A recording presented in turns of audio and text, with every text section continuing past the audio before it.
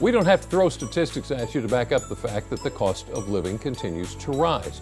For many of us, that means maybe cutting back on some of our favorite items or buying off-brand products. For others, it can mean the difference between having a place to call home or sleeping in a car, or even worse, outside. It is a problem a group of community members noticed and then took action. That action has turned into a place that has given hundreds of people a fresh start toward a better future. Well, I recently visited Talbot Interfaith Shelter in Easton to see how they're expanding that mission. It was a chance encounter 15 years ago. I saw a guy out at the picnic table. He looked really, depressed, and he had his dog there. And I'm thinking, I need to talk to this guy and find out what's going on. That conversation was part of a series of events that led Julie Lowe on an altruistic journey of life-changing proportions. It was actually a very competent carpenter. He had done a serpentine wooden fence on a design project that I did in my landscaping company. And he stated that he had fallen on hard times, he had to sell his tools, he was living in his truck, and he was looking for help. At the same time, a fellow congregant of her church voiced her concern about how many homeless people came to the church looking for help. It's a very affluent community, and this is kind of a hidden thing going on. Talbot Interfaith Shelter began in 2009 as a rotating church-based cold-weather homeless shelter.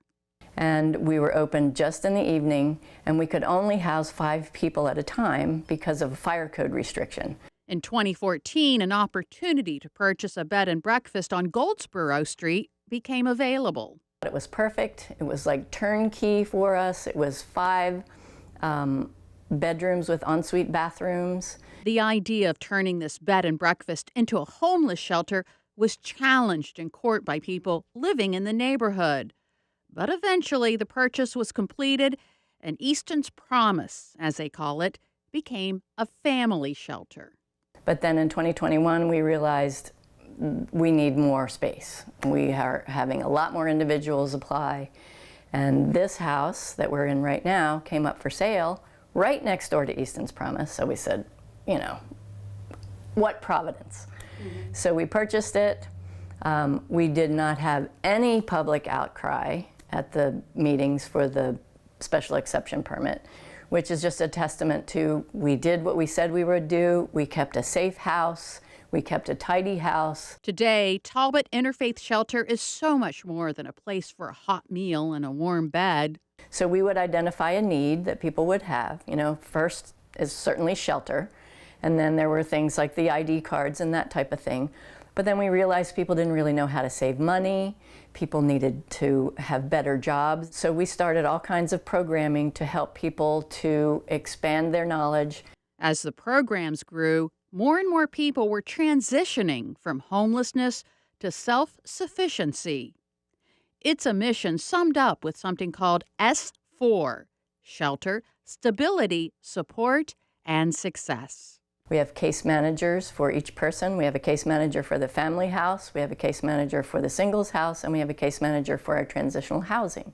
Because when people have saved up their money and we feel that they're stabilized emotionally, mentally, physically, and monetarily, we invite them into these transitional apartments where we subsidize half of the rent to begin with, and then gradually increase that over time so that at the end of 2 years, they're paying the full rent of what we pay for those apartments. Julie says getting families back on their feet takes a little more time and effort.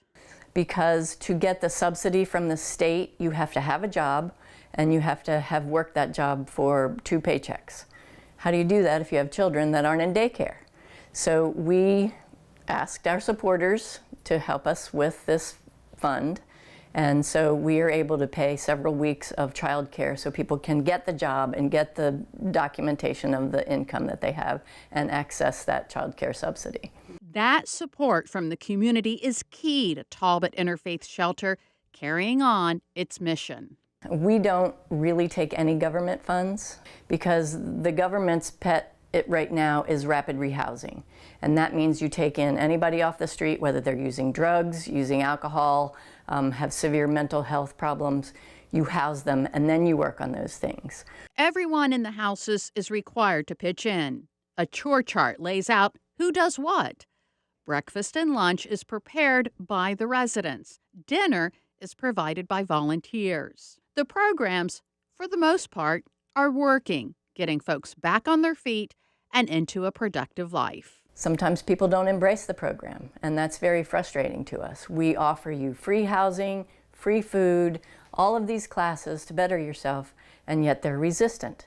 And we kind of scratch our heads as to why that is, but it's the old, you can lead a horse to water, but you can't make them drink. Talbot Interfaith Shelter continues to expand. They just purchased another property in downtown Easton that will provide up to 17 more transitional housing units, something Julie chalks up to divine providence.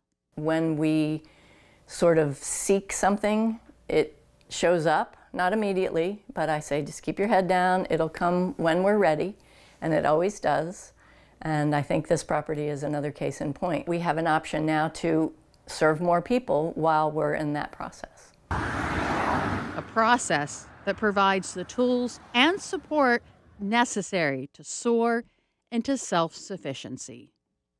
And Talbot Interfaith Shelter serves all 5 counties of the Midshore, including Talbot, Caroline, Dorchester, Kent, and Queen Anne's. That is absolutely incredible. It is. Wow. How about that? Okay.